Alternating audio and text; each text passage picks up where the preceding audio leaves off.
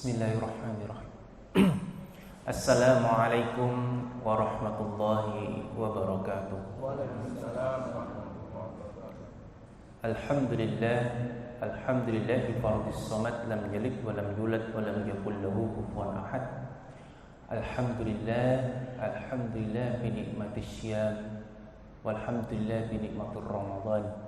Walhamdulillahilladzi arsala rasulahu bil huda wa dinil haqq liyudhhirahu 'alad dini kulli wa kafa billahi shahida la nabiyya ba'da. Bapak, Ibu, kajian qoblal iftar Masjid Raudhatul Jannah yang dirahmati oleh Allah. Alhamdulillah tidak terasa kita sudah hampir separuh ini, Pak. Sudah melebihi 10 hari pertama menyelesaikan ibadah asyam. Dalam Al-Quranul Karim, landasan hukum asyam ini, puasa Ramadan ini termaktub di dalam surah Al-Baqarah ayat 183, 184, 185 dan 187. Tapi insya Allah pada sore hari ini kita tidak membahas mengenai asyam, karena sudah banyak nanti Ustadz yang bahas tentang asyam. Baik, kita membahas insya Allah materi ulumul hadis, basicnya saja. Ulumul hadis ini kalau di Al-Azhar, di Fakultas Usuluddin, mata kuliah Ulumul Hadis ini diberikan pada semester 3, Pak. Nah, ini nanti saya coba satu semester kita rangkum jadi 1 jam. Baik. Ulumul Al-Hadis. Al-Hadis kita harus paham dulu.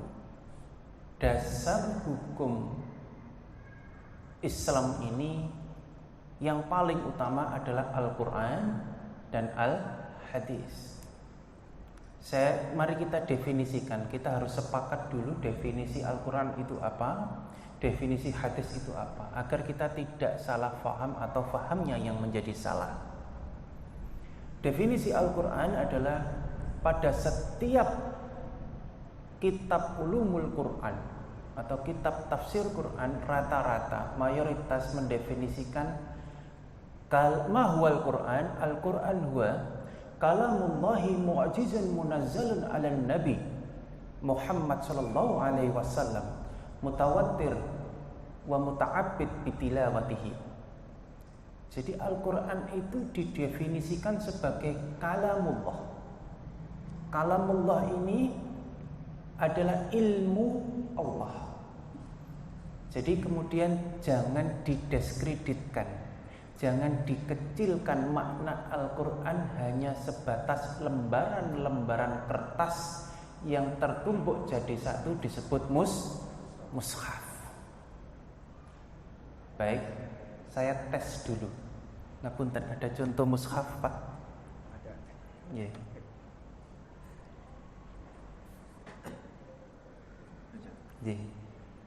Saya tes dulu sampai di mana pemahaman kita mengenai Al-Quran. Lembaran kertas ini jenengan sepakat ini disebut Al-Quran? Sepakat nih. Oke. Bukankah di sini juga ada Al-Quran? Ada. Di laptop, di tablet, di HP itu juga semuanya ada Al-Quran sekarang itu. Karena ada wujud Al-Quran berupa digital, Al-Quran digital. Kalau jenengan saya tanya sekarang, kalau HP saya taruh bawah, boleh atau tidak? Boleh nggih? Oke. Kalau ini saya taruh bawah di lantai, boleh atau tidak? Saya ulangi lagi. Ini jenengan sepakat Al-Quran? Oke. Tapi di sini juga ada Al-Quran. Ini kita coba senam otak, Pak. Mushaf ini saya taruh bawah, boleh atau tidak? Yang jawab tidak angkat tangan. Mayoritas tidak. Oke. HP yang ada Al-Qur'annya ini saya taruh bawah, boleh atau tidak? Apa perbedaannya? Karena tidak murni. Bukan soal murni dan tidaknya. Pemahaman kita terhadap Al-Quran, mahu Al-Quran, Al-Quran itu apa? Itu kita masih belum komplit, belum komprehensif memahami Al-Quran itu apa. Maka definisi yang paling tepat Al-Quran itu adalah kalamullah, bukan mushafullah. Paham ya? Jadi Al-Quran adalah ilmu Allah. Di dalam Al-Quran bahkan kemudian Allah berfirman bahwa seandainya laut dan seisinya di dunia ini kemudian dijadikan tinta untuk menulis ilmu Allah, itu masih belum ada seonggok kukunya, belum ada apa-apanya. Ilmu Allah tidak akan habis ditulis dengan tinta yang banyaknya seluruh lautan di muka bumi. Itu ilmu Allah. Subhanallah. Maka dari itu gelarnya Allah itu bukan profesor doktor, Pak. Allah itu bukan pejabat atau apa, bukan eselon 1, eselon 2, 3, 4, enggak. Allah bukan presiden.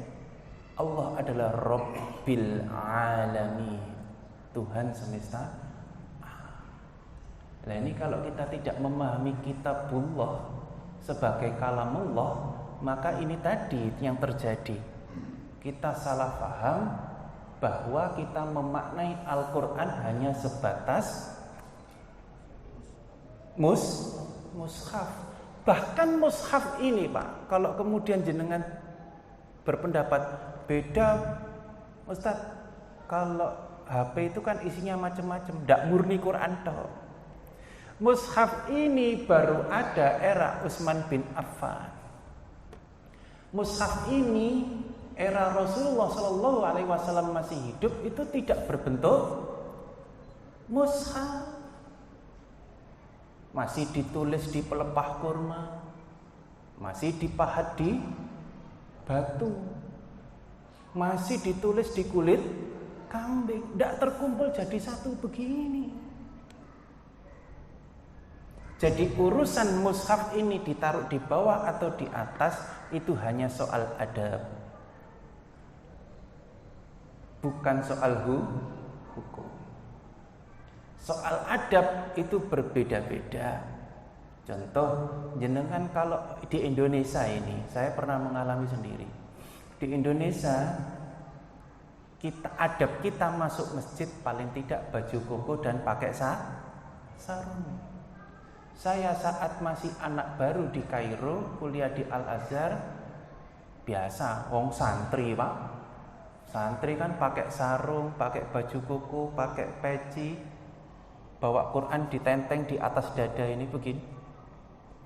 Setelah salam di masjid, saya diguyu-guyu sama orang Kairo, terutama orang Sudan. Diguyu-guyu jadi pusat perhatian. Sarung itu orang Sudan dan orang Luxor, provinsi di Mesir itu, ya memang ada sarung. Cuman adabnya sarung itu bukan untuk ibadah di masjid, tapi untuk kumpul suami istri. Lah kok saya pakai ke masjid? Ini soal adab. Nah, sama halnya kalau kita tadi Quran ditaruh di atas dan di bawah. Kenapa kok HP kadang-kadang kita kesak di belakang begini, Pak? Nah, itu soal adab saja. Maka jangan dikecilkan makna Al-Quran hanya sebatas kumpulan kertas. Al-Quran adalah kalamullah. Nanti kalau salah kaprah nanti hukum fikihnya. Kalau kita memaknai Al-Quran itu kumpulan kertas, maka nggak boleh bawa mushaf ke dalam kamar mandi. Tidak boleh.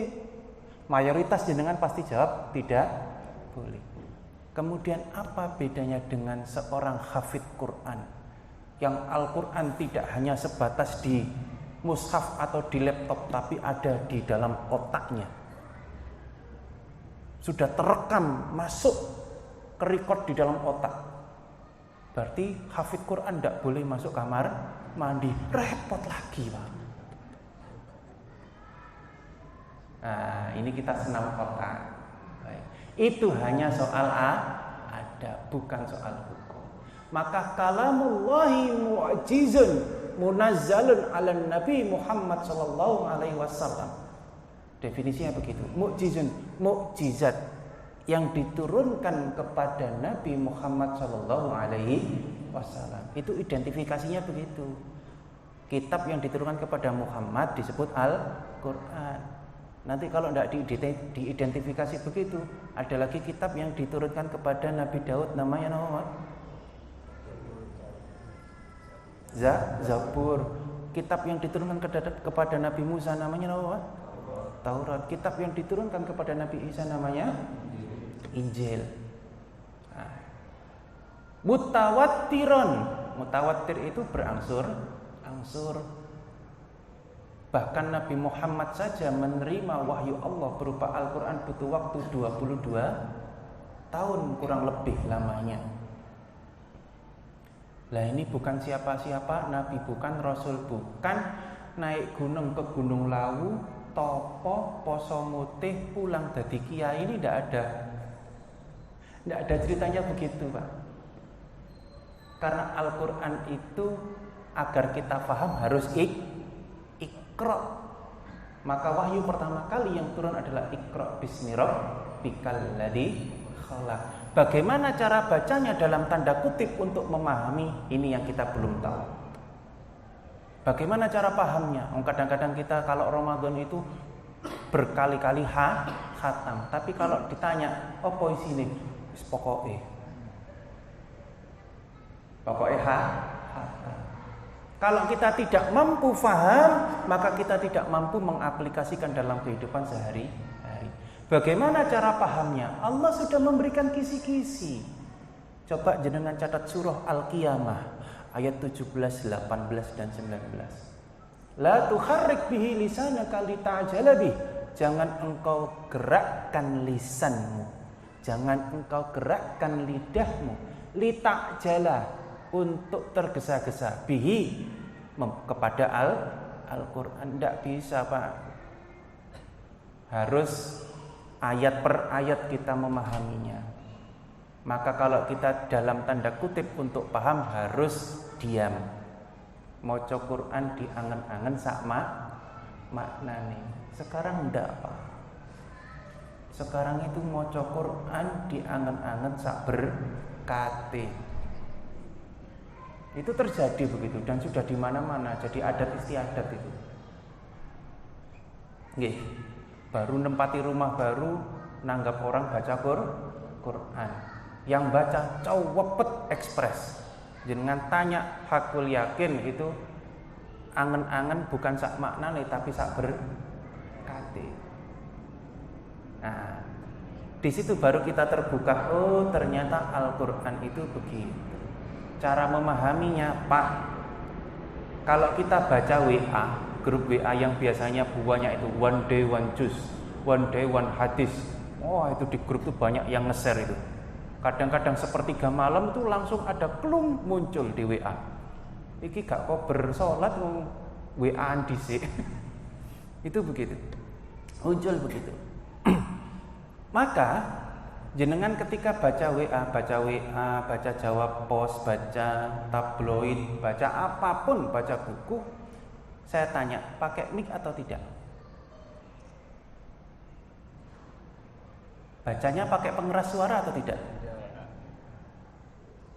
Kan diangen-angen sak maknani di dalam hati. Begitu faham dari mata kemudian turun ke hati, sudah tertransfer oleh otak. Kalau kita cangkruk ke warung kopi itu loh, Pak, itu mampu menceritakan ulang. Wah, tadi di Jawa Pos ada berita begini. Mampu menyampaikan ulang. Kenapa dengan Al-Quran yang kita sebut sebagai hudan lil muttaqin kita tidak mampu itu? Mampu enggak? Tidak mampu. Hanya sebatas khatam, selesai kita simpan, kita taruh lagi. Nah, itu rahasianya. La tukharrik bihi lisana. Dalam tanda kutip untuk memahami Al-Quran kita tidak boleh menggoyangkan lisan. Betul-betul difahami, diresapi di dalam hati. Kapan waktu yang afdol? Ada. Allah bocorin juga. Surah Al-Muzammil ayat paling akhir. Kapan itu?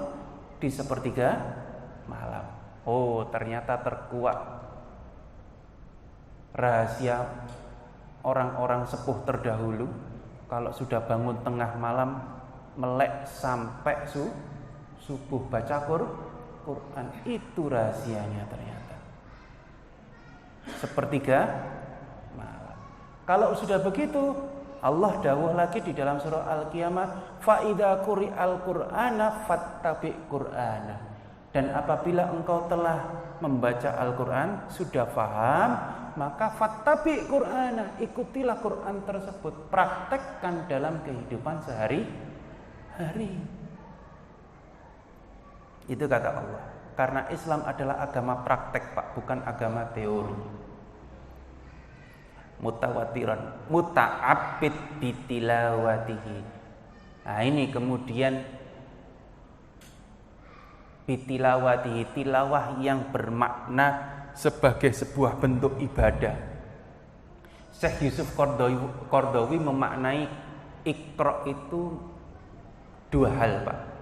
Iqra yang pertama, Iqra bimakna qara'a. Iqra bimakna qara'a ini ya baca saja. Bismillahirrahmanirrahim. Alhamdulillahirabbil alamin. Sebatas membaca bimakna qara'a. Iqra yang paling dalam adalah Iqra bimakna qiraatil hayah. Kalau kita sudah mampu membaca hidup, Pak, membaca hidup luar biasa, Pak. Insya Allah di dunia ini aman, damai, dan sejahtera. Bagaimana caranya? Rasul mencontohkan membaca hidup itu. Misal ada hadis Rasul, kalau kita masak, kemudian tetangga kita ini kumanan bau sedepe, Pak. Misalkan masak rawon, sewedep rawonnya, semerbek begitu baunya, sampai ke tetangga kita, maka kita ngasih tetangga kita masakan kita. Kadang-kadang repot juga, Mas, Bu, jenengan mau masakan istri saya ini tadi rawon, Bu, tapi dagingnya nggak ada, tinggal duduin tok. Ngasih kok kuahnya saja, itu gimana? Bun, itu Iqra bimakna qiraatil hayat. Oke, kita pahami dulu Quran itu artinya sebagai kalamullah, sebagai ilmu Allah. Maka kalau kita menjunjung tinggi Al-Quran, yang kita junjung tinggi bukan hanya kertasnya saja. Yang kita junjung tinggi adalah ilmu Allah. Karena itu ilmu Allah yang sekelumit itu dibocorkan kepada kita, maka kita harus mampu memanfaatkan dengan sebaik-baiknya. Oke, masuk kepada al-hadis. Hadis pada setiap definisi ulumul hadis, kitab ulumul hadis rata-rata, Pak,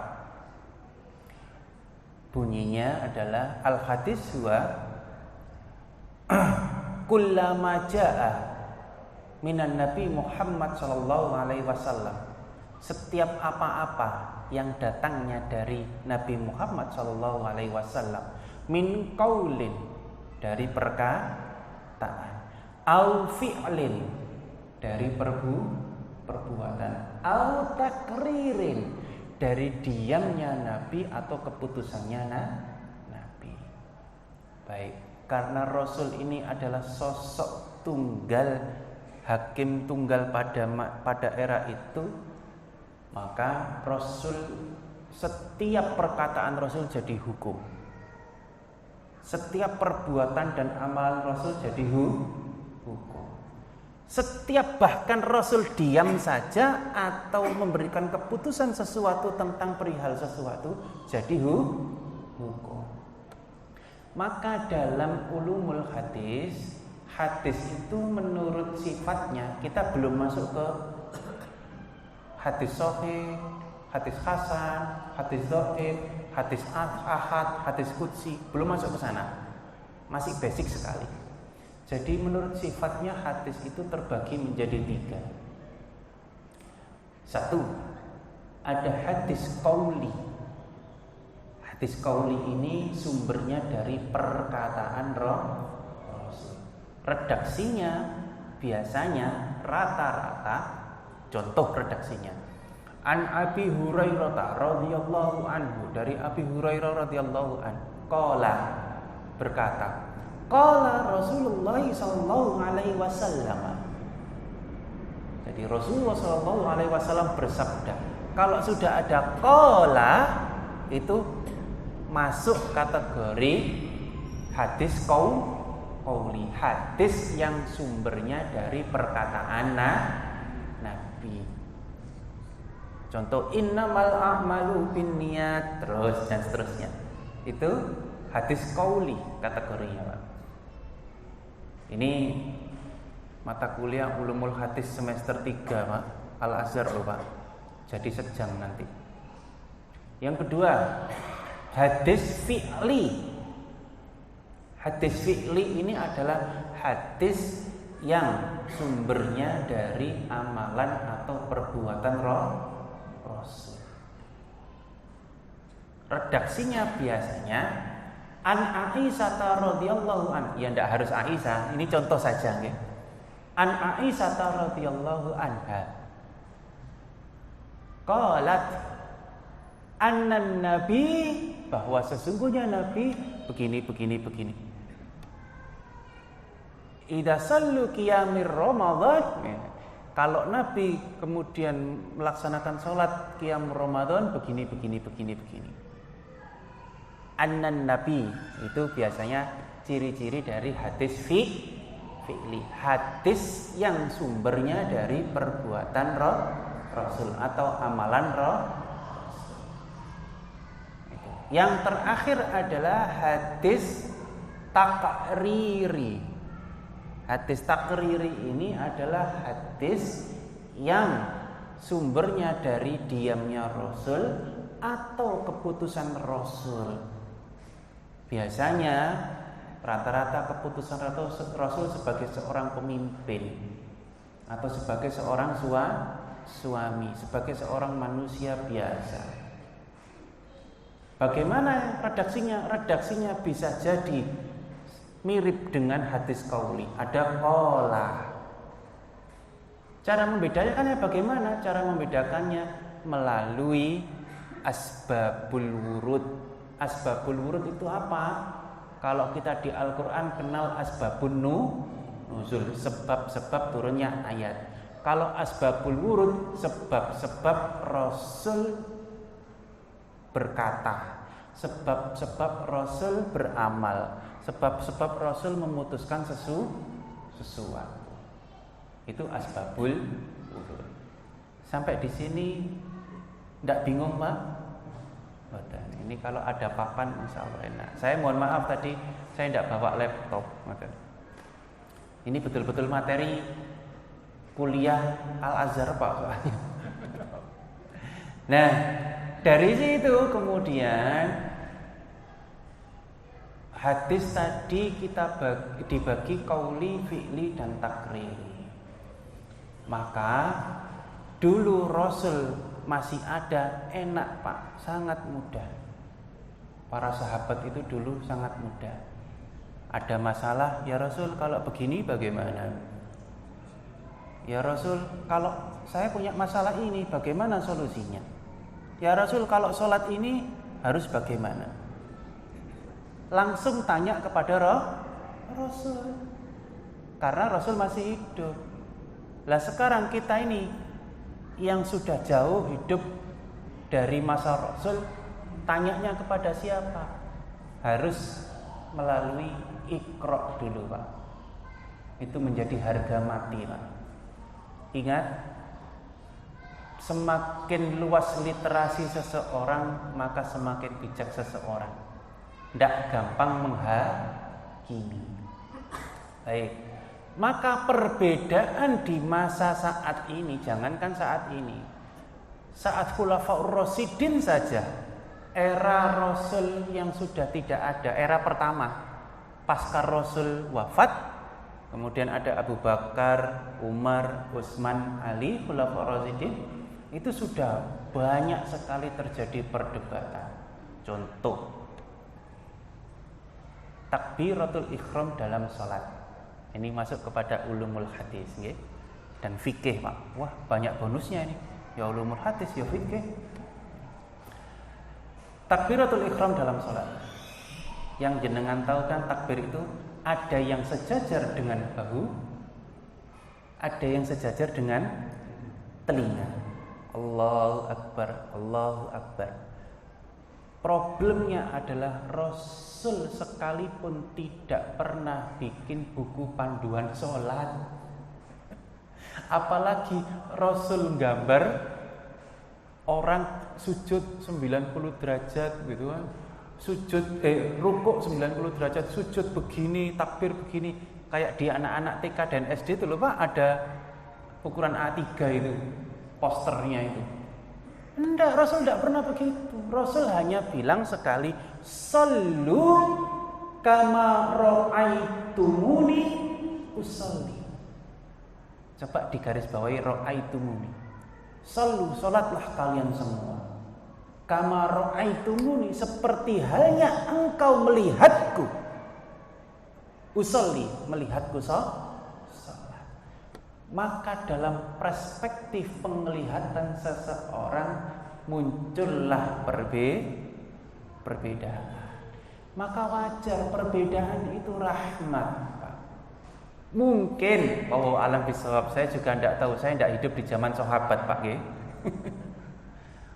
Ketika Rasul dawuh sallu kama ra'aitumuni usolli, salatlah kalian semua seperti halnya aku salat, seperti halnya melihat aku salat. Kemudian Rasul praktek Pak. Ketika Rasul praktek sholat, dicontoh oleh para sahabat. Barangkali mungkin sahabat yang berdiri persis di belakang Rasul tahu persis.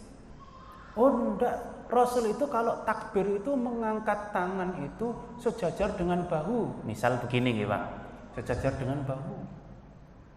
Ternyata ada sahabat lain juga yang datang agak telat, mungkin di pojok sebelah sana. Memungkinkan tidak lihatnya dengan sudut pandang yang berbeda? Sangat mungkin. Enggak, jare sapa Rasul begini. Rasul itu kalau ngangkat tangan takbiratul ihram itu segini, bukan segini. Terjadi perbedaan. Urusan takbir saja. Maka perbedaan itu kemudian diseleksi oleh ulama terdahulu. Hadis-hadis tersebut diseleksi, ada klasifikasi hadis sahih, ada hadis hasan li dzatihi, ada hadis hasan li ghairihi, ada hadis dhaif. Kalau dhaif sudah tidak li dzatihi li ghairihi, ya dhaif saja, Pak. Itu begitu. Sejarahnya begitu. Nah, maka kemudian tata cara ibadah yang diajarkan oleh Rasul ini pertama kali generasi awal diajarkan kepada siapa? Para sahabat. Sanadnya ini dulu, Pak. Dari Rasul kepada sahabat. Dari sahabat kepada siapa? Tabi'in. Dari tabi'in kepada siapa? Tabi'in. Baru kemudian muncullah para imam madhab. Dari yang paling sepuh, kalau kita kenalnya hanya 4. Madhab itu sebenarnya banyak, Pak. Yang sampai sekarang masih terpelihara karya-karyanya dan kitab-kitabnya itu ya, dan penganutnya paling banyak ya 4 itu. Paling sepuh siapa? Hanafi. Hanafi pernah bertatap muka dengan Maliki. Maliki pernah ke Kufah menjumpai Hanafi, hadir di dalam majelisnya. Oke, Maliki punya murid namanya Syafi'i. Syafi'i kecil usia 9 tahun. Usia 12 tahun sudah hafal puluhan ribu hadis. Bahkan kitabnya Maliki, kitabnya gurunya Imam Malik ini, Al-Muwatta namanya, dihafal, isinya itu 20 ribuan hadis lebih, dihafal dalam waktu 9 malam. Kalau anak umur 12 tahun sekarang, Pak, bukan ngafal kitab, Pak, tapi main lato-lato. Kan degradasinya luar biasa jauh ya. Itu Syafi'i kecil itu, Pak. Terus Imam Hambali, Syafi'i punya murid Imam Hambali. Imam Hambali yang 4 ini muncullah perbedaan. Maka jangan kaget kalau kemudian dalam hukum fikih versi Hanafi begini, versi Maliki begini, versi Syafi'i begini, versi Hambali begini. Nah, silsilah dari sahabat dari perawi sampai kepada Rasul ini disebut sanad. Ilmunya disebut isnad. Nah, misal contoh sekarang kita ngomong perbedaan lagi, agar kita menyikapi sebuah perbedaan itu semakin bijak, Pak. Contoh, saya tanya sekarang, jenengan kalau mau sujud habis iktidal, sami Allahu liman hamidah, kemudian mau landing sujud, landing sujud itu, lututnya dulu apa tangan dulu yang benar, Pak?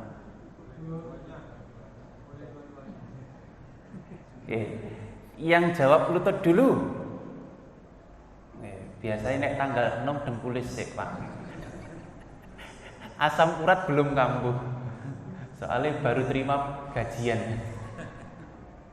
Yang tangan dulu. Ada yang jawab duanya. Nah, kenapa kok kemudian tadi kita mengatakan perbedaan itu rahmat? Dalilnya baik yang lutut dulu maupun tangan dulu sama-sama sahih, Pak.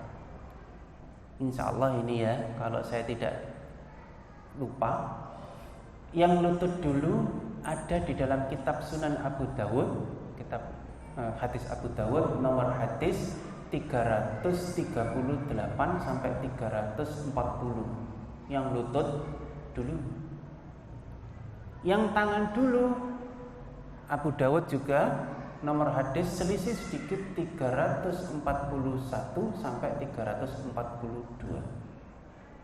Dua-duanya sama-sama sahih. Jadi Nabi pernah lutut dulu, Nabi pernah tangan dulu. Jadi Nabi itu paham betul bahwa umatnya tidak mungkin mampu melaksanakan satu contoh ibadah saja. Maka banyak sekali tuntunannya. Mau sujud saja ada yang lutut dulu, ada yang tangan dulu. Coba begini, Pak. Seandainya Nabi dulu tidak pernah pakai tangan dulu, Nabi selalu lutut dulu, Pak, seandainya, maka boleh jadi konsekuensi hukum fikihnya bagi mereka-mereka yang landingnya tidak lutut dulu tapi tangan dulu, bisa jadi sholatnya dihukumi tidak sah. Tapi Nabi paham betul itu. Akhirnya Nabi pernah lutut dulu, pernah tangan dulu. Kalau seandainya kemudian yang sah itu hanya lutut dulu, tangan dulu tidak sah, seandainya begitu, Boleh jadi Islam dianggap sebagai agama yang tidak toleran terhadap asam urat dan kolesterol. Kan begitu.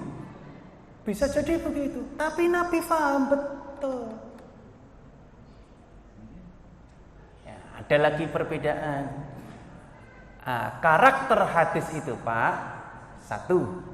Ada yang satu contoh, ada yang satu dalil, satu contoh. Ada yang banyak dalil, banyak contoh. Apa Ustadz yang satu dalil, satu contoh? Contoh dalil bersendekap, Pak. Sendakap. Itu ya jenengan cari hadisnya ya redaksinya cuma satu. Fawadu'a kaffal yamin alal yusra. Faurian. Fawadu'a, maka kemudian Rasul meletakkan tangan kanannya di atas tangan kirinya. Faurian, langsung tanpa jeda. Nah, kadang-kadang kita ini karena zamannya konten kreator terlampau kreatif. Sholat aja banyak dibikin kreasi akhirnya. Ngapunten, pernah lihat orang takbir Allahu Akbar muter dulu itu loh, Pak? Pernah? Itu udah ada tuntunannya. Alasannya, ndak Mas, ini cuman biar tawaf. Kalau tawaf jangan sekali, tawaf itu 7 kali. Harusnya ya Allahu Akbar. Kalau alasannya tawaf. Nah itu hati-hati. Maka kita jangan pernah melaksanakan ibadah makhluk yang tidak sesuai tuntunan Rasul. Atau ada lagi yang seakan-akan khusyuk itu. Allah nggak jadi. Baru takbir yang kedua, oktavnya naik 1 oktav. Allah nggak jadi. Begitu mau takbir yang ketiga 9 oktav. Allahu Akbar. Pernah lihat seperti itu? Tidak ada tuntunannya. Rasul itu faurian, ya takbir saja. Bukan berarti menata konsentrasi. Pak, ada hadis Nabi mafatihus salat huwa al-wudu. Taqdimuha bi takbir wa tahliluha bi taslim. Kuncinya sholat itu wudhu. Diawali dengan takbir dan diakhiri dengan salam. Artinya sejak wudhu kita sudah connect dengan lauhil mahfuz. Kita wudhu diniatkan untuk sholat. Maka versinya Imam Maliki wudhu dibagi menjadi 3. Ada wudhu karena untuk sholat, ada wudhu karena untuk meredahkan amarah, ada wudhu karena untuk membersihkan hadas dan najis. Maka semenjak wudhu sudah tertata hati kita itu niat untuk sholat. Jadi sudah tidak ada kemungkinan kita ragu-ragu mau takbir dulu. Allah nggak jadi, Allah nggak jadi, Allah baru sendakap. Enggak. Harus sudah connect dengan Allah. Semenjak kemudian wudhu. Bukankah kemudian tata cara kaifiyat itu terangkai sejak diawali wudhu. Nah itu. Kadang-kadang ngapunten kita terbesit di dalam hati, tidak sadar kadang-kadang. Ini jenengan koreksi mawon. Biasanya sing guyu berarti sing nglakoni.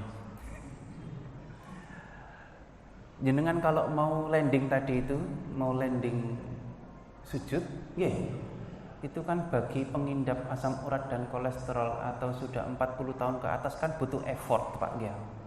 Butuh usaha lebih kadang-kadang. Begitu takbir, Allah, ya Allah, Masya Allah, angelih. Meskipun tidak terucap tapi terbesit di dalam hati. Nah, ini jika kita harus waspada, Pak. Pun. Itu tadi soal landing sujud dan takbir dan napa malih iki wau? Niat. Sudah banyak bonusnya. Saya tambah lagi. Contoh lagi perbedaan itu ada. Ini masuk ke problem-problem fikih, Pak. Contoh lagi mengenai bacaan basmalah bagi imam saat sholat berjamaah. Wah, ini yang agak seru ini. Pak, saya 2013 pengalaman mengantarkan jamaah umroh, Pak. Kalau kita umroh itu biasanya kalau berangkat untuk sholat maghrib itu kan sekalian isya. Sayang sekali kalau pulang ke hotel itu, Pak. Saat sholat maghrib waktu itu yang ngimami Syekh Sudais, Pak. Syekh Sudais ini mazhabnya Maliki. Jadi di mazhab Maliki itu diyakini bacaan basmalahnya tidak dibaca sama sekali. Jadi Allahu Akbar, Alhamdulillahi Rabbil Alamin, langsung. Setelah salam, Pak, saya belum selesai wiritan. Subhanallah saja belum. Diceblek dari belakang sama jamaah. Keras, Pak, buok gitu. Iya, Mas, temenan, Mas. Gak lidok, Mas. Ini loh. Wong Indonesia ku nek mulai pancet tae lakone. Napa, Pak? Masjidil Haram iku imame wong Muhammadiyah.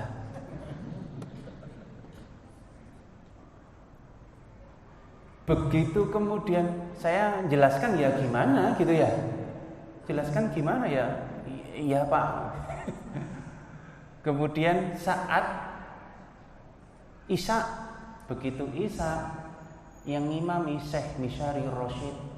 Syekh Misyari Rasyid ini madhabnya Syafi'i. Di madhab Syafi'i itu bacaan basmalah bagi imam saat sholat berjamaah itu jahr, dikeraskan. Allahu Akbar, Bismillahirrahmanirrahim, Alhamdulillahi Rabbil Alamin. Begitu pasca salam diceblek lagi tapi tidak keras, Pak. Mas, kok ganti wong NU, Mas? Loh ini loh kadang-kadang kita yang salah paham dan pahamnya salah. Bahkan dijadikan politik identitas sebuah masjid. Iya atau tidak? Bagi masjid yang bacaan imamnya jahr masjidnya, bagi imam yang bacaan basmalahnya sir atau tidak dibaca masjidnya. Ini yang pemahaman kita kurang komprehensif. Saya, Pak, pribadi pernah pengalaman ditugasi oleh dosen saya almarhum Al-Mukarram Syekh Ali Jumu'ah. Syekh Ali Jumu'ah itu ngajar ulumul hadis dan tafsir. Beliau menugaskan kepada mahasiswanya untuk mengumpulkan hadis mengenai bacaan basmalah bagi imam saat sholat berjamaah. Saya pribadi saat itu mengumpulkan terkumpul 70 hadis. Ngurusi basmalah tok. Itu sudah encer, Pak, otak saya tidak mampu, sudah overheat.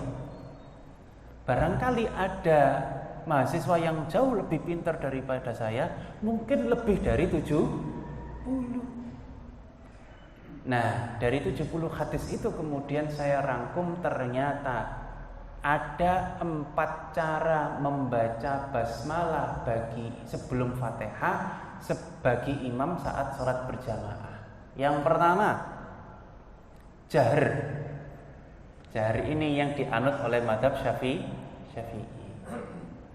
Yang kedua, Sir. Sir ini dipelankan. Bismillahirrahmanirrahim. Alhamdulillahi rabbil alamin. Sir. Ini yang dianut oleh madhab Hanafi. Oke. Kemudian yang ketiga, tidak dibaca sama sekali. Ini yang dianut oleh Imam Maliki. Yang keempat yang jarang jenengan mengerti, jarang jenengan tahu yang keempat ini. Rakaat pertama dibaca, Pak. Bisa jahar, bisa sir. Rakaat kedua tidak dibaca sama sekali. Kan kita kalau sholat jahar kayak maghrib, isya, subuh itu kan bacaan jaharnya cuma 2 rakaat ya.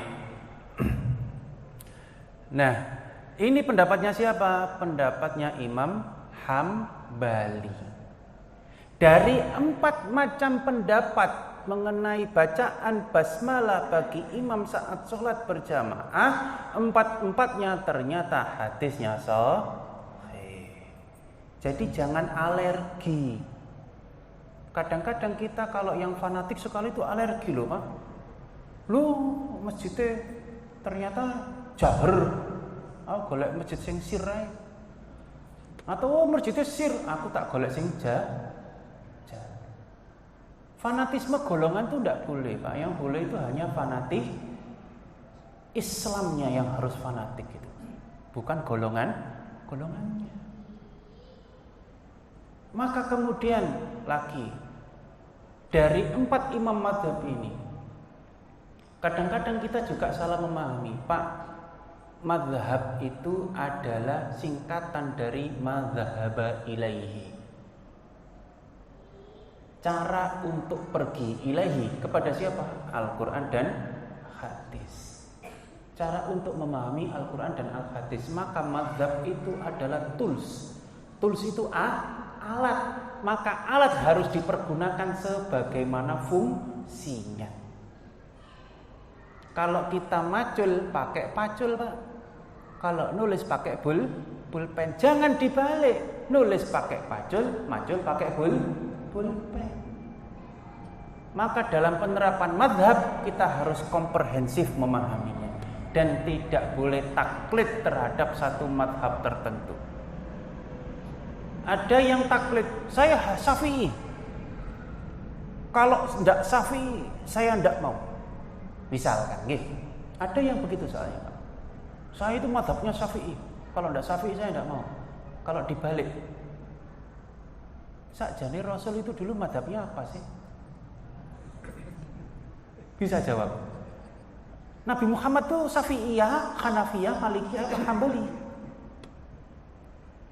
Kan tidak ada.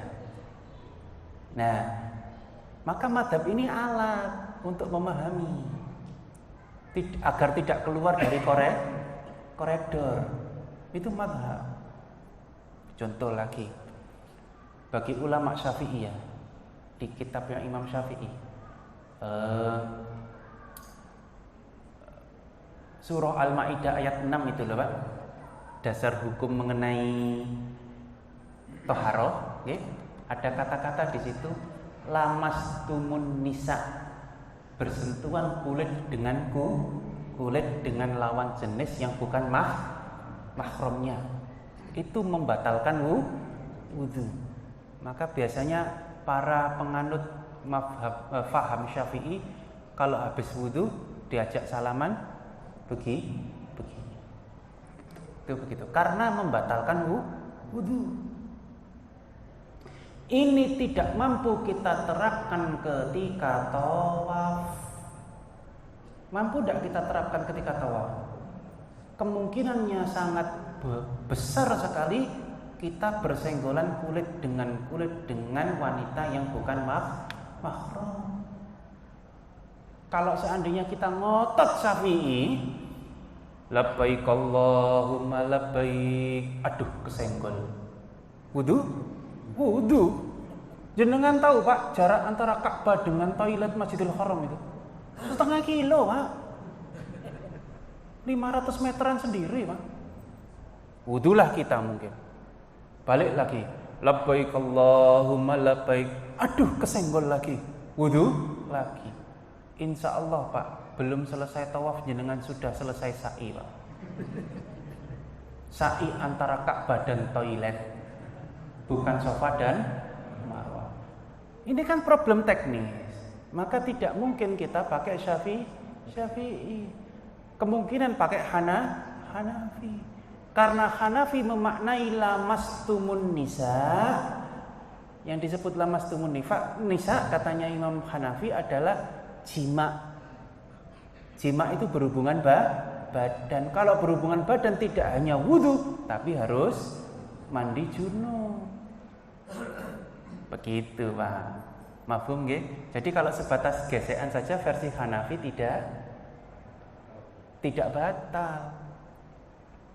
Maka kemudian kadang-kadang ngapunten hal ini dimodifikasi bagi mereka yang taklid terhadap satu madhab tertentu. Ada niat baru selain niat umroh dan haji di sana itu prakteknya. Saya sering melihat ustadz-ustadznya itu kemudian membimbing untuk selain niat umroh ada niat intiqalul madhab, niat pindah madhab. Ini bagaimana ini? Tidak ada tuntunannya saat oleh Rasul itu tidak ada tuntunannya. Karena di zaman Rasul tidak ada madhab. Semakin salah kaprah kalau niat mengucapkan niat intiqalul madhab. Semakin salah kaprah akhirnya. Kenapa? Karena di zaman Rasul tidak ada tuntunannya. Ya sudah, tidak apa-apa. Kita Hanafi lah, pakainya kalau saat tawaf dan sa'i, tidak ada masalah. Begitu, tidak ada masalah. Yang problem itu membuat aturan baru yang tidak ada tuntunannya. Begitu. Itu tadi loh, makanya ditanyakan sebenarnya Rasul dulu itu Syafi'i, Maliki, Hambali apa Hanafi itu tadi. Nah, terhadap hal-hal yang seperti ini adalah perbedaan yang bersifat furu'iyah, bersifat cabang, bukan bersifat ukudiyah, bukan bersifat akidah. Jadi wajar fahamnya saya dengan fahamnya jenengan berbeda. Nah, kalau sudah berbeda jangan saling kita menghakimi. Kadang-kadang ngapunten sekarang ini muncul aliran baru, aliran yang gampang menghakimi. Enggak sah salatmu. Bid'ah. Ini kira-kira orang yang ucap begitu tuh panitia swarga mungkin, Pak. Nanti dulu. Dasar hukumnya apa? Landasan hukumnya apa? Kok sampai mengamalkan seperti itu? Ada. Ya sudah. Maka kalau kita paham, maka kita pahami betul bahwa perbedaan itu rahmat. Apalagi ini sudah biasa, Pak. Di Indonesia ini orang Amerika, orang Eropa sudah sibuk ngintip bulan itu untuk riset hidup di bulan. Di Indonesia ini ngintip bulan itu ribut kapan datangnya Ramadan, kapan datangnya Syawal, begitu. Nah, oleh karena itu, coba marilah kita di bulan suci Ramadan ini kembali menumbuhkan sifat qanaah, agar Ramadan kita dan jenengan sekalian, saya dan jenengan sekalian ini betul-betul Ramadan yang biibtigha mardatillah. Ramadan yang hanya mengharapkan ridho Allah semata. Jangan sampai Ramadan kita ini hanya rutinitas. Jangan sampai Ramadan kita ini hanya adat istiadat yang dilaksanakan setiap tahunnya. Cara niteni ini, Pak. Niteni ini apa bahasa Indonesia? Cara introspeksinya gampang. Kalau Ramadan kita hanya adat istiadat atau rutinitas itu sangat mudah. Pak, Asyam itu kan artinya menahan. Menahan itu bahasa Jawanya ngempet. Yang tadinya makan 3 kali sehari dikurangi 1 jadi 2 kali sehari. Secara medis seharusnya makan 2 kali sehari ini yang tidak 3 kali sehari tanpa nyemil, tanpa macam-macam, cuman makan saja 2 kali sehari, kita mampu mengembalikan metabolisme tubuh kita menjadi lebih baik. Otomatis berat badan semakin turun. Kalau lebaran jenengan bukan lebaran tapi lebaran, maka itu tanda-tanda siam kita itu belum betul-betul asyam, belum betul-betul menahan.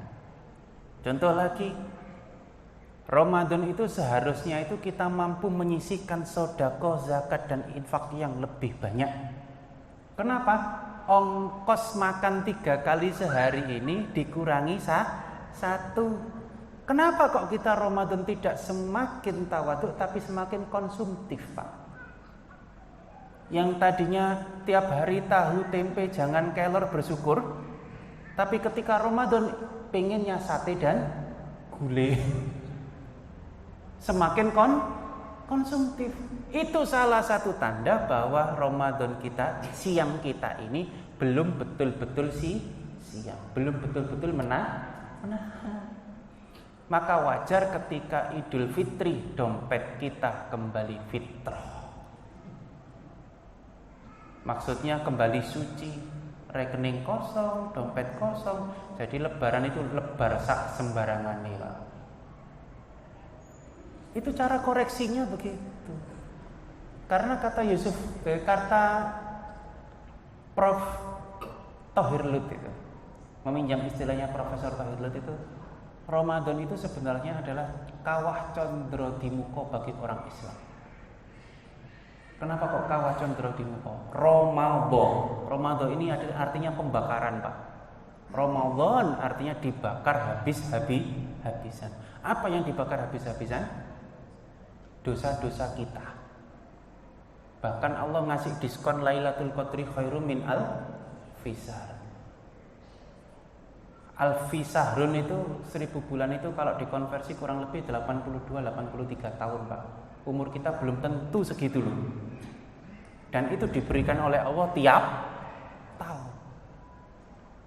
Lah kalau sudah diskonnya sedemikian rupa loh, kemudian kita tidak memanfaatkan momentum ini sebagai peningkatan ketakwaan kita, karena goalnya kan la'allakum tattaqun, untuk meningkatkan keimanan kita. Versi Imam Al-Ghazali itu tingkatan keimanan ada 4: muslim, mukmin, muhsin, mukhlis.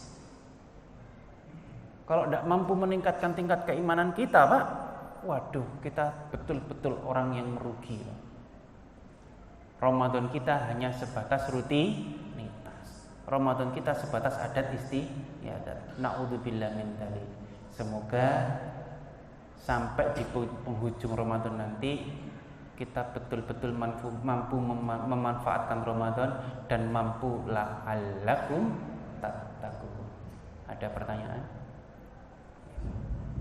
Bersama ada yang mau tanya? Assalamualaikum warahmatullahi wabarakatuh. Waalaikumsalam. Mohon dijelaskan sejarah pembukuan dan penyusunan ayat-ayat suci Al-Quran yang dulunya selama 22 tahun. Apakah ketika Nabi masih hidup itu apa sudah tersusun rapi seperti itu? Terima kasih. Assalamualaikum warahmatullahi wabarakatuh. Waalaikumsalam.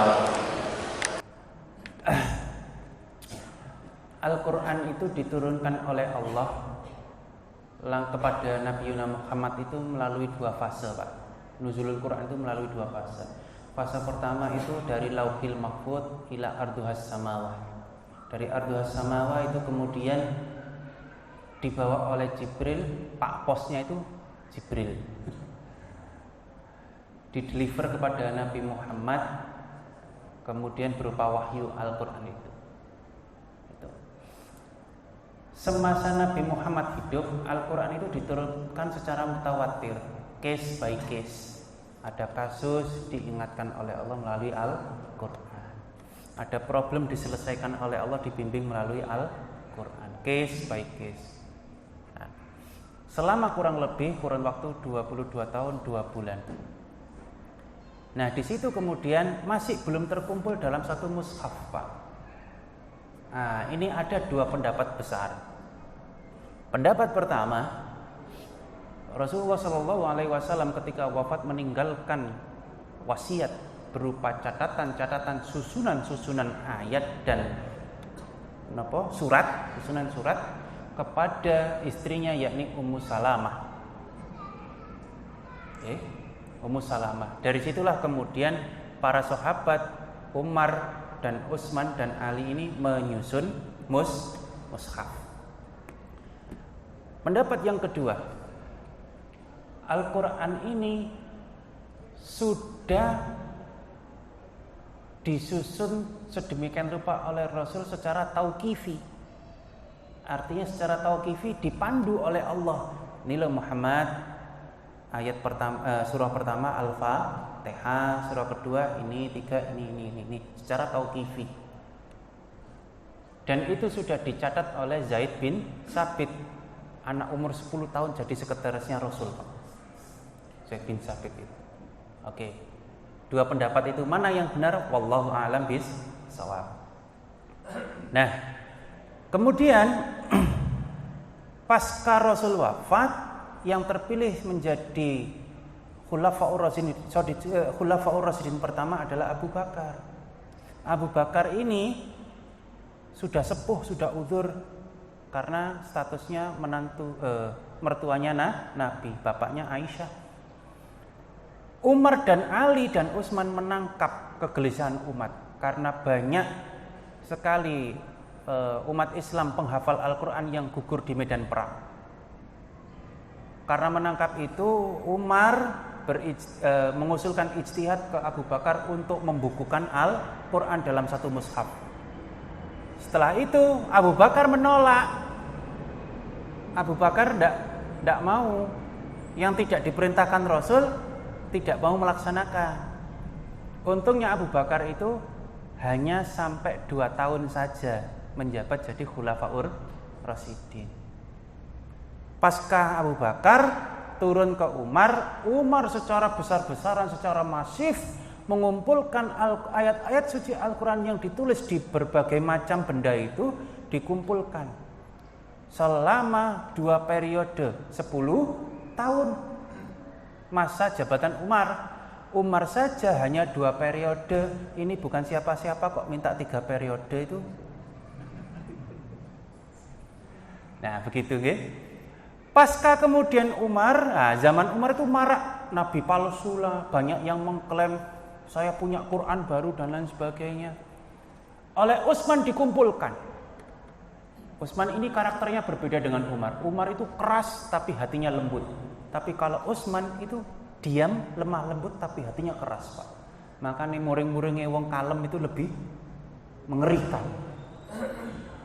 Dikumpulkan kemudian diringkas menjadi 7 macam mushaf.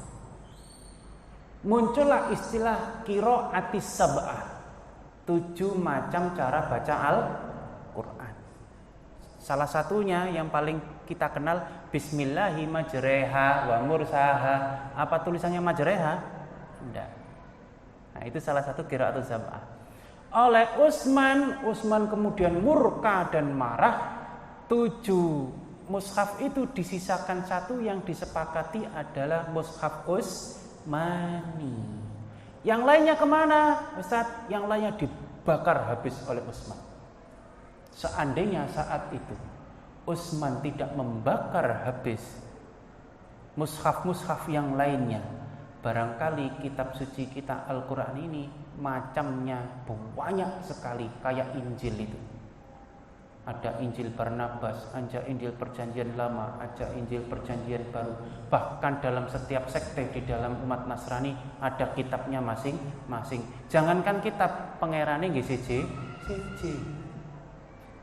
Itu ijtihad besar umat Islam mengenai pembukuan Al-Quran.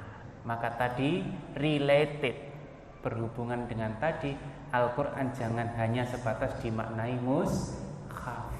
Al-Quran adalah kalamullah. Begitu ya Pak. Sudah sangat jelas kira.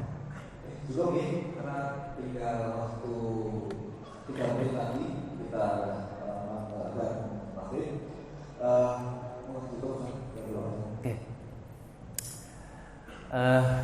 Kita tutup dengan doa. Bismillahirrahmanirrahim.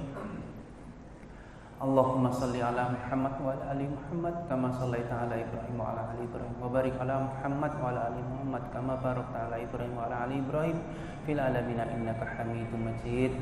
Rabbi habli minas salihin, Rabbi habli minas salihin, Rabbi habli minas salihin.